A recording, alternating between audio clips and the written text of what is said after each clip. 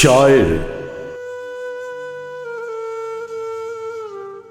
قوم گویا جسم ہے، افراد ہیں اعضائے قوم، منزل سنت کے رہ پیما ہے دست و پائے قوم،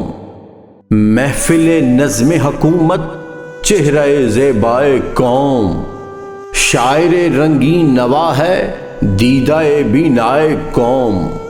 مبتلائے درد کوئی عضو ہو روتی ہے آنکھ،